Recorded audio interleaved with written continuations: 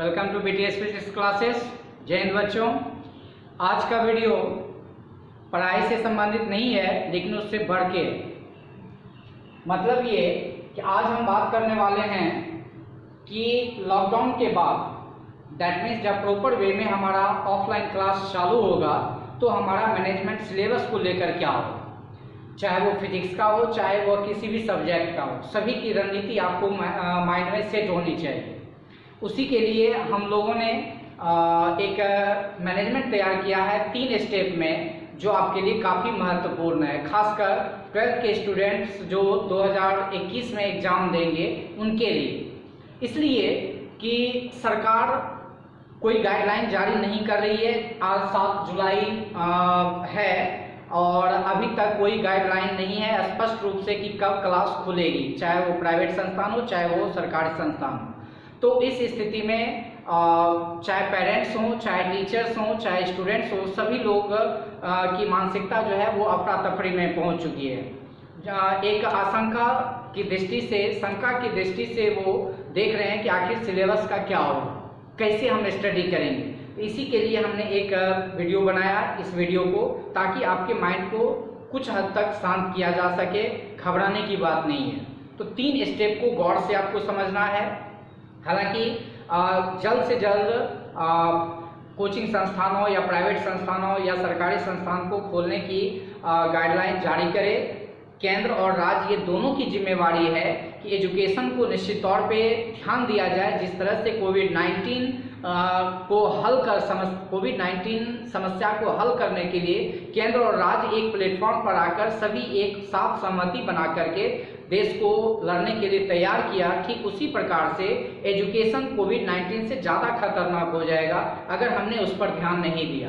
क्योंकि कोविड-19 से जो बीमारी है उसका वैक्सीन तो संभव है, लेकिन एजुकेशन के साइड इफेक्ट से जो बीमारी फैलेगी उसको रोक पाना या फिर उसके लिए कोई वैक्सीन तैयार करना सरकार के बस की बात नहीं है।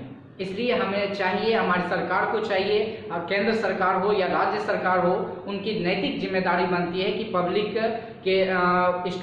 पब्लिक हो या स्टूडेंट हो, उनके मानसिक स्थिति को परखें, एजुकेशन को तवज्जो दें और उसकी कमेटी तैयार करें कि किस तरह से हम उसका निदान करें। मेरे हिसाब से एक छोटा सा ओपिनियन है, हो सकता है छोटी बात है, उसको इग्नोर किया जा सकता है, लेकिन मेरे हिसाब से सरकार को 2 महीने टेस्ट को बढ़ा देना चाहिए 2 साल के लिए। ये 2 साल प्रॉपर वे में होना चाहिए। टेस्टिंग का जो टाइमिंग होगा वो 2 महीने बढ़ा देना चाहिए, मतलब फरवरी में ना लेकर के मार्च में ना लेकर के वो अप्रैल में ले, और ये किसी स्टेट बोर्ड के लिए हो जाएगा या सेंट्रल एग्जाम के लिए हो जाएगा। और नीट या IIT के लिए जो भी एग्जाम होंगे उस स्तर के, वो जुलाई अगस्त के आसपास वो कंडक्ट करे। ये 2 साल चले, फिर सरकार प्रॉपर वे में उसको वहीं पहुंचा दे जहां पूर्ववत था।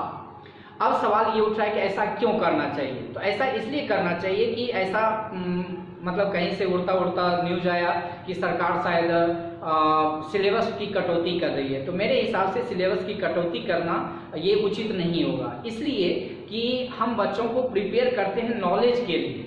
डिग्री देना हमारे हाथ में है कि हम उसको वहाँ पहुँचा रहे हैं, तो वो अलग बात है। डिग्री देना अलग बात है, नॉलेज देना अलग बात है। इसलिए कि नॉलेज के व्यू से हम पिछड़ ना जाएं, इसलिए सरकार को ये चाहिए कि सिलेबस की कटौती ना करे, वो टेस्टिंग का समय बढ़ा दे। ये 2 साल के लिए रणनीति तय करे और बाद बाकी जैसे चल रहा है वैसे करे। इसलिए कि मान लेते हैं कि 2021 में जो बच्चे एग्जाम देंगे उसको हम छोटा सिलेबस करके हम वहाँ तक पहुँचा दें। टेस्ट ले ली, परसेंटेज भी उठ गया, सारा कुछ उठ गया, आपने IIT में भी कम सिलेबस से पूछ करके आपने दाखिला दे दिया।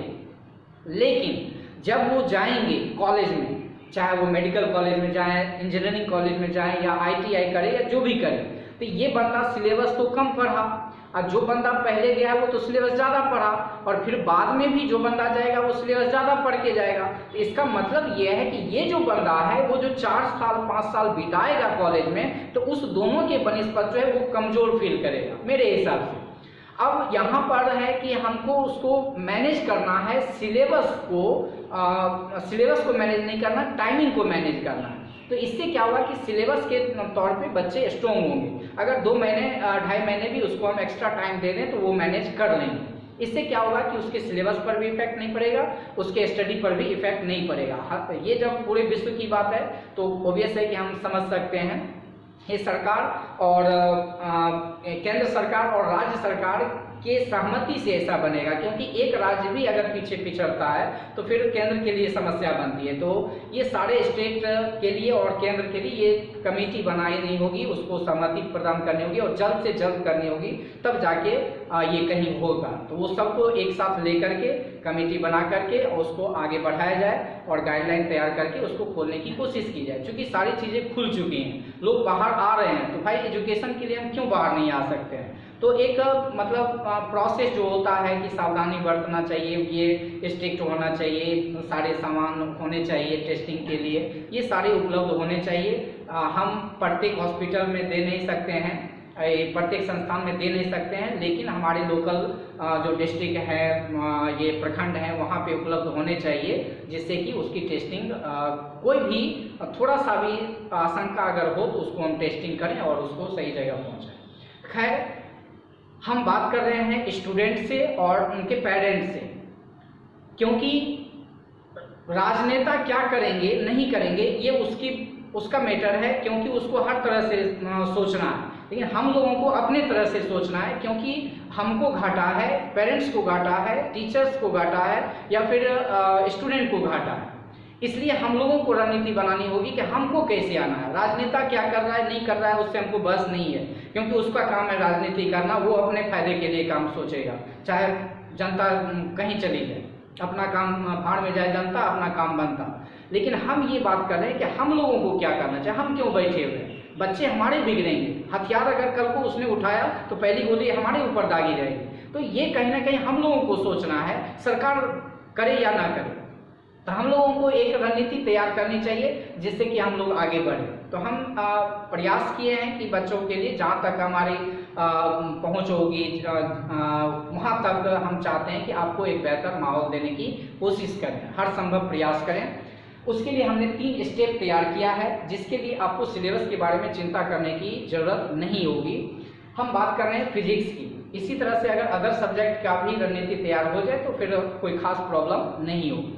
जैसे हम 3 स्टेप क्या बनाए हुए हैं, आप देख रहे हैं 12th सिलेबस मैनेजमेंट 2020-21 के लिए ये है, आफ्टर लॉकडाउन या फिर ड्यूरिंग ऑफलाइन। आफ्टर लॉकडाउन जब हम मिलेंगे तो उसको हम ऑफलाइन के तौर पे देख रहे हैं। ऑफलाइन जब हम मिलेंगे तो ऑफलाइन में फर्स्ट स्टेप आप देख रहे हैं, ये फर्स्ट स्टेप है, ये सेकेंड स्टेप है, ये थर्ड स्टेप है।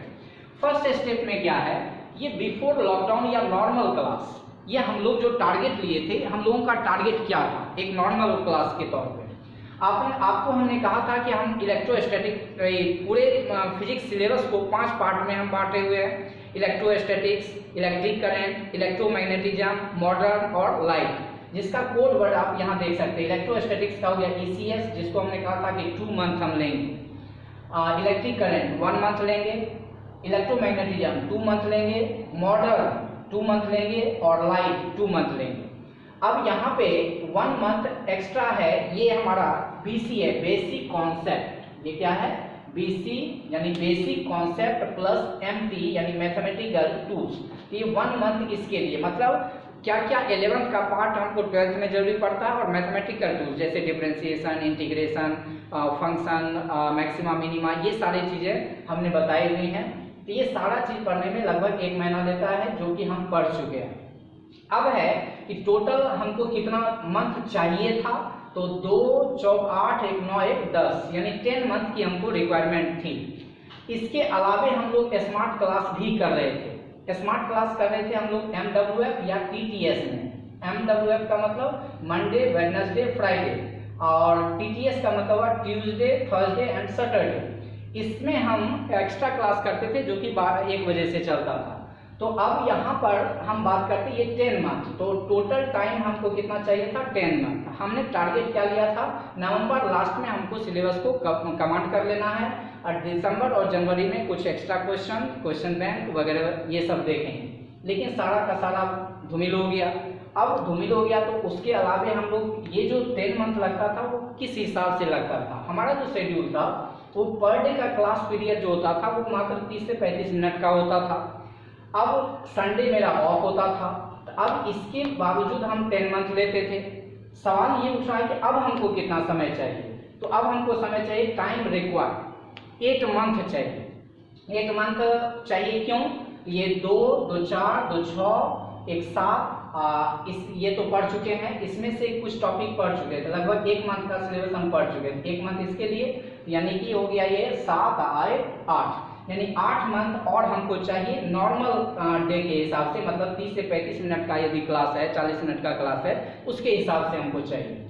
अब ये 8 मंथ चाहिए, तो अब मेरे पास जो समय बचेगा तो वो कब बचेगा? तो चूंकि सरकार ने कोई गाइडलाइन दिया नहीं है, तो एक अंदाजा है, बढ़ भी सकता है, घट भी सकता है, इसलिए कि ये हमारा जुलाई चल रहा है, आज 7 जुलाई है, तो 7 जुलाई है, हम पूरे जुलाई को छोड़ देते हैं। अगस्त में भी अगर स्टार्ट होता है, हालांकि अगर सितंबर में भी होता है तो उसके लिए भी हमारा मैनेजमेंट तैयार है, हम अगस्त से लेते हैं। तो अगस्त अगर लेते हैं तो अगस्त में भी अगर खोलती है सरकार कोई गाइडलाइन जारी करके, तो टाइम लेफ्ट मेरे पास कितना बच रहा है?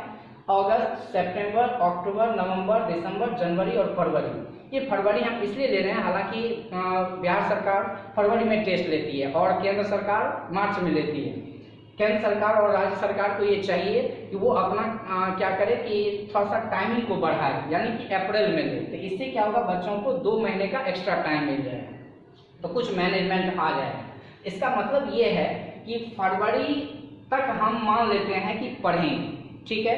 अब कितना महीना बचा मेरे पास? तो 3, 3, 6, 1, 7, यानी 7 महीना है, जिसमें से कुछ टाइम चला जाएगा दुर्गा पूजा में, कुछ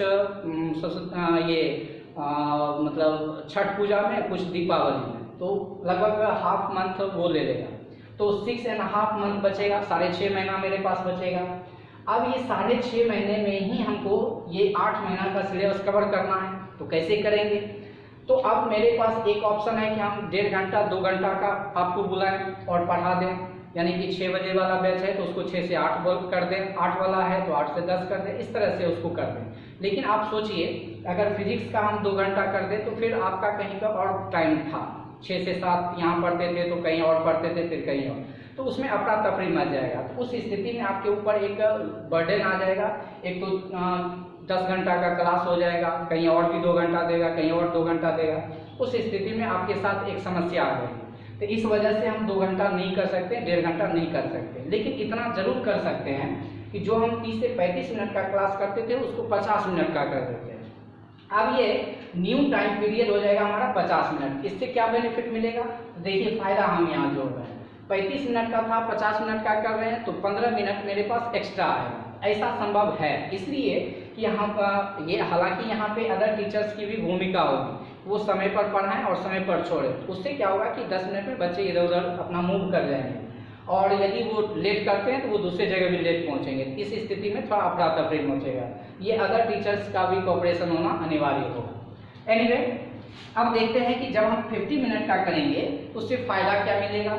फायदा हमको ये मिल रहा है कि एक दिन में हमको 15 मिनट का फायदा है, तो 15 गुने 30, एक महीने में 30 दिन, और 6 महीने हम लेते हैं तो 15 गुने 30 गुने 6, ये टोटल मिनट का फायदा हमको मिला।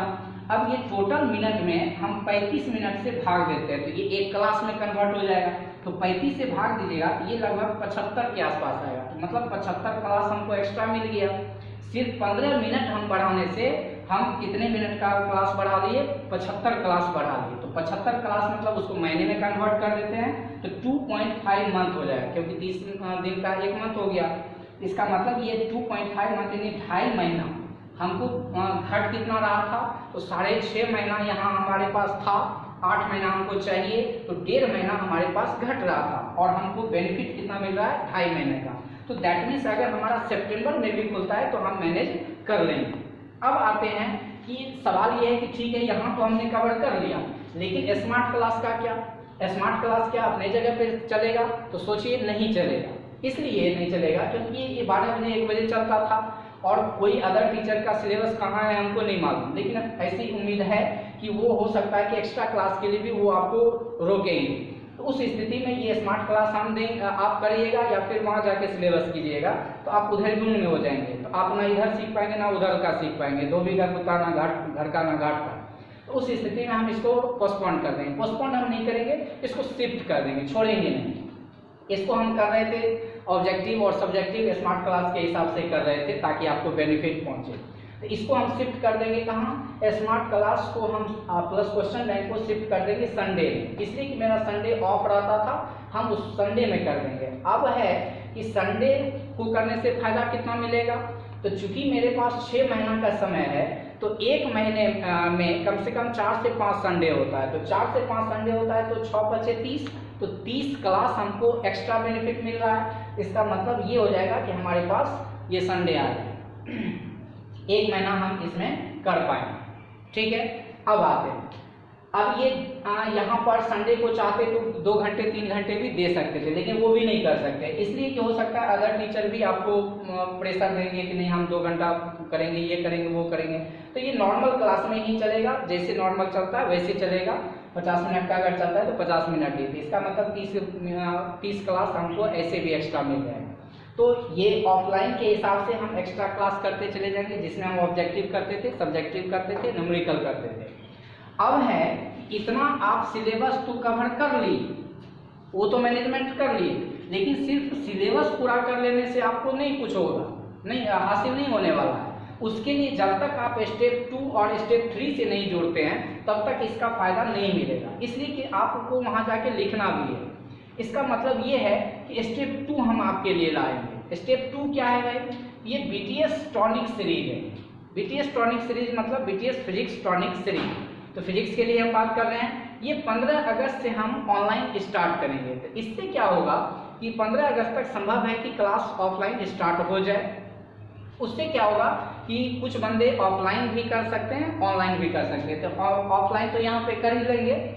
ऑनलाइन के मदद से हम 3 सीरीज स्टार्ट करेंगे, 1000 ऑब्जेक्टिव सीरीज करेंगे, और ये हमको लगता है कि मैक्सिमम क्वेश्चन बैंक से होगा, इधर उधर बोर्ड से पूछा हुआ होगा, जिससे कि वो आपको काम आ जाएगा। तो इसमें से जरूर है कि इतना अगर आप कर लेते हैं तो इससे बाहर ऑब्जेक्टिव जल्दी नहीं आएगा। आप खुदा न खास्ते 2% 5% इधर उधर हो गया तो अलग बात है।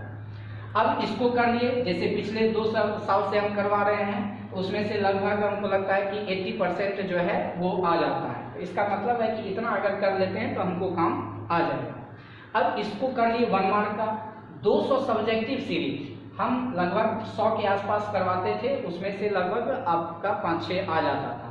तो 200 सब्जेक्टिव सीरीज कर लेंगे 2 मार्क्स का। 50 सब्जेक्टिव सीरीज ये 10 करवाते थे, उसमें से 2-3 आ जाता था, तो 50 सब्जेक्टिव सीरीज 5 मार्क्स का करेंगे ताकि कोई प्रकार की समस्या ना हो। अब उसमें क्वेश्चन बैंक अटैच कर देंगे, तो एक तो आप यहाँ पे ऑफलाइन देखें question bank plus objective subjective, और दूसरा ऑनलाइन देख लिए। अब दोनों मिला के एक नया ताकत आपके अंदर आएगा। अब ये ताकत जब बन जाएगा तो ताकत सिर्फ हासिल करके, एनर्जी हासिल करके कुछ मिलेगा नहीं, जब तक उसका यूज नहीं होगा। तो एनर्जी को यूटिलाइज करते हैं, दूसरे फॉर्म में कन्वर्ट करते हैं। आप कितना जानते हैं, तो उसके लिए हम फर्स्ट टाइम जो है इसको कर रहे हैं, बीटीएस टेस्ट सीरीज 2020-21 कर रहे हैं। ये है क्या कि लॉकडाउन की वजह से टीचर्स हों, स्टूडेंट्स हो, पेरेंट्स हो, सभी को आर्थिक रूप से क्षति पहुंची है। अब उस स्थिति में हम लोगों को एकजुट होना होगा ताकि हम ताकतवर फिर से बन सके, फिर बाद में नॉर्मल हम 2 साल में 3 साल में हो जाएंगे। अब है कि टीचर्स के मदद के लिए हम ये काम कर रहे हैं, उनका कॉपरेशन, टीचर्स का कॉपरेशन, पेरेंट्स का कॉपरेशन यदि होगा तो हम बेहतर तरीके से इसको ऑर्गेनाइज कर लेंगे। ऐसा इसलिए कर रहे हैं कि सिलेबस चूंकि सभी के दिमाग में, सभी टीचर्स के दिमाग में होगा कि सिलेबस पहले पूरा करो, सिलेबस पहले पूरा करो, सिलेबस पहले पूरा करो।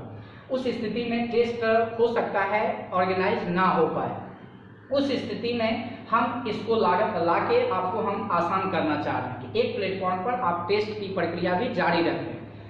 अब है कि हम बीटीएस टेस्ट सीरीज 2020-21 ऑर्गेनाइज करेंगे जो ओनली ऑब्जेक्टिव होगा। ऑब्जेक्टिव अगर कमांड हो जाएगा तो सब्जेक्टिव खुद कर लेना है, तो ओनली ऑब्जेक्टिव होगा, ऑनलाइन और ऑफलाइन दोनों होगा। तो ऑफलाइन सिर्फ उस बंदे के लिए होगा जिसके पास एंड्रॉयड सेट नहीं है, इसलिए हम उसको बाद में करेंगे जब वो खुलेगा। तो अब है कि यहाँ पर सब्जेक्ट कौन सा होगा। हालांकि ये टेस्ट सीरीज मेरा विगत 2 साल से चल रहा है, जो आयोजक है मिशन एजुकेशन फाउंडेशन के द्वारा, जिसका उद्देश्य है जाति, धर्म और संप्रदाय से ऊपर उठ के कम खर्च में बच्चों के बीच एजुकेशन का जागरूकता फैलाया जाए, एजुकेशन को बढ़ावा दिया जाए। क्योंकि एजुकेशन अगर महामारी फैल जाए तो फिर हमको लगता है कि एक बेहतर चीज़ हम कर सकते हैं। तो इसको एजुकेशन को बेहतर करने की आवश्यकता है। अगर ये इसमें त्रुटि आई तो फिर हम लोग पीछे चले आएंगे। इस वजह से इसको हम आगे बढ़ाने की कोशिश करें, जो खगड़िया जिला में विगत 2 साल से काम कर रही है और आसपास के जिलों में भी कर रही है। हम चाहते हैं कि ये धड़ाधड़ बिहार के लगभग हर एक जिले में पहुँचे, ताकि ज़्यादा से ज़्यादा पेरेंट्स को और स्टूडेंट को फ़ायदा मिले। अब हम बात करते हैं, ये 9th 10th और 12th के फिजिक्स के लिए काम कर रहा था, लेकिन इस बार हम काम कर रहे हैं 9th 10th के लिए तो काम करेंगे ही। अभी हम फिलहाल बात कर रहे हैं 12th के लिए। तो 12th के लिए ऑल सब्जेक्ट के लिए होगा। ऑल सब्जेक्ट मतलब साइंस के लिए हम बात कर रहे हैं अभी। तो उसमें सब्जेक्ट और नंबर ऑफ टेस्ट क्या होगा, तो physics, chemistry, biology, math, Hindi and English सभी 10-10 टेस्ट होंगे। दैट मीन्स टोटल लगभग 60 टेस्ट होंगे और ये ऑनलाइन लिया जाएगा। जिनके पास एंड्रॉयड सेट नहीं होगा उन्हीं के लिए सिर्फ ऑफलाइन होगा, जो कि यहाँ के BTS कैंपस है, वहाँ पे आके देना होगा। अब सवाल ये उठ रहा है कि इतना सारा टेस्ट लिया जाएगा तो इसमें ढेर सारे खर्च आएंगे। कंप्यूटर पे आदमी रहेगा, ऑफिस में आदमी रहेगा, या फिर टाइपर रहेगा, तो ढेर सारे लोग काम करेंगे। ऑब्वियस है कि इससे भी जुड़े हुए परिवार होते हैं, हम लोग जुड़े हुए हैं, तो सभी का अपना अपना एक परिवार है। इसका मतलब है कि इसको भी रोजी रोजगार मिलना चाहिए, रोजी रोटी मिलना चाहिए। लॉकडाउन है तो ऐसे भी शटडाउन है, इनकम ऑफ सोर्स सभी का बंद है। इसका मतलब ये है कि इसको भी कुछ न कुछ चाहिए। अगर ये आपके लिए सोचेंगे तो उम्मीद है कि हम लोगों को भी इसके लिए सोचना चाहिए। तो हम रजिस्ट्रेशन शुल्क लेंगे आपसे ओनली 100 रुपये। इतने बड़े प्रोग्राम से अगर आपको हम जोड़ने की कोशिश कर रहे हैं तो सिर्फ उन्हीं के दम पर, तो अगर उनको हम कुछ नहीं देंगे तो फिर हो नहीं पाए। इसलिए हम चाहते हैं कि रजिस्ट्रेशन शुल्क के तौर पे 100 रुपये आपसे लेंगे और टेस्ट फी के तौर पे 10 रुपये पर टेस्ट होगा। अब 10 रुपये पर टेस्ट हम आपसे नहीं लेना चाह रहे हैं, इसलिए कि इन लोगों का भी कॉपरेशन है कि भाई उनको कुछ मिल जाए तो काम चल जाएगा, बाद बाकी जो है आपके ऊपर बर्डन ना आए। तो बर्डन ना आए तो आपको भी कुछ काम करना पड़ेगा, कुछ सहयोग करना पड़ेगा, पेरेंट्स को हो या स्टूडेंट को हो, उसके माध्यम से आपको काम करना पड़ेगा। तो कैसे काम करिएगा, कुछ नहीं है, छोटा सा एक टारगेट हमको लेना है। जितने भी स्टूडेंट होंगे, चाहे वो खगड़िया जिला से हो, बेगूसराय से हो या जैसे भी हो, किसी भी बोर्ड से हो, CBSE बोर्ड से हो, बिहार बोर्ड से हो, किसी भी मीडियम से हो, इंग्लिश के हो या हिंदी के हो, उनको 1000 आपको पुराना है, रजिस्टर्ड करवाना है। और वो टाइमिंग है 5 सितंबर, दैट मीन शिक्षक दिवस के शुभ अवसर तक। अगर हम यहाँ तक 1000 करवा देते हैं तो वो फी जो आपका लगभग 600 रुपया लगेगा वो नहीं लगेगा, बिल्कुल फ्री हो जाएगा। क्योंकि मिशन एजुकेशन फाउंडेशन के तहत है कि कम से कम आपको 1000 बच्चों को उसमें जोड़ना है। तो 1000 बच्चे अगर जुड़ जाएंगे तो फिर आपका फ्री ऑफ कॉस्ट हो जाएगा टेस्ट, किसी को 1 रुपया भी नहीं लगेगा। अब है मिनिमम टारगेट कितना लेना है, 1000। टेस्ट फी बिल्कुल फ्री हो जाएगा ड्यू टू कोविड-19, और ये 1000 के मिनिमम 1000 चाहिए, ऊपर जितना हो। अब है कि आयोजक मिशन एजुकेशन फाउंडेशन के तहत हो रहा है और हम कोऑपरेट कर रहे हैं, BTS ग्रुप के द्वारा कोऑपरेशन किया जाएगा। Syllabus and registration form, syllabus किस सब्जेक्ट का किस डेट में किस टाइम पर होगा, ये सारा कुछ जो है सिलेबस और रजिस्ट्रेशन फॉर्म भरने का तरीका 20/7/2020 को बताया जाएगा। यानी कि 20 जुलाई को एक वीडियो जारी किया जाएगा जिसमें आपको बताया जाएगा कि सिलेबस क्या है, टाइमिंग क्या है, फॉर्म भरेंगे कैसे, ये सारा कुछ आपको बताया जाएगा। टेस्ट प्रक्रिया जो शुरू होगा वो 15 सितंबर से होगा, यानी 5 सितंबर तक हम रजिस्ट्रेशन कर रहे हैं और उसके बाद जो है 15 सितंबर से आपका टेस्ट शुरू होगा। और रजिस्ट्रेशन ओपन हो जाएगा 31 जुलाई से, क्योंकि 20 जुलाई को हम वीडियो जारी करेंगे, फॉर्म का सारा प्रक्रिया आपको बता देंगे और 21 जुलाई से आपका धड़ाधड़ रजिस्ट्रेशन शुरू हो जाएगा। इस तरह से आपका, अगर ये देखिए कि मैनेजमेंट कैसा होगा, कितना बेहतर होगा कि आप ऑफलाइन यहाँ सीख रहे हैं, यहाँ ऑनलाइन सीख रहे हैं और उसका आप यहाँ टेस्ट दे रहे हैं। इसका मतलब है ऑफलाइन ऑनलाइन दोनों देने का प्रोसेस है।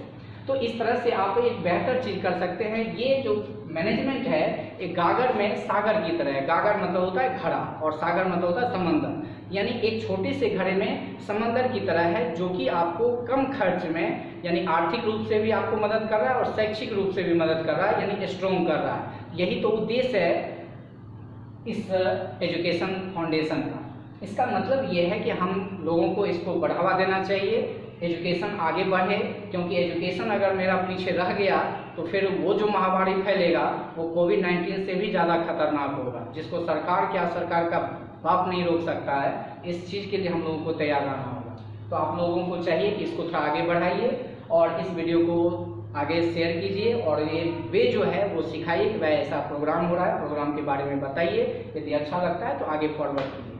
आपके एक फॉरवर्ड से किसी का लाइफ बन सकता है, ज़िंदगी बन सकता है, क्योंकि इस कठोर विकट समस्या में हम बेहतर चीज़ कर सकते हैं। अगर इस मैनेजमेंट को अपना लेते हैं तो कम समय में कम खर्च में एक बेहतर चीज़ कर सकते हैं। तो आप इसको समझिए, बुझिए और फिर कोई भी समस्या हो तो आप हमारे स्क्रीन पर व्हाट्सअप नंबर आता है, उस पर आप अपना ओपिनियन दीजिए कि सर ऐसा होना चाहिए, ऐसा करना चाहिए, क्योंकि आप लोगों का ओपिनियन ही हमको नया कुछ करने के लिए प्रेरित करेगा। तो हम चाहेंगे मिलेंगे फिर से अगले वीडियो में। तब तक के लिए जय हिंद, जय भारत।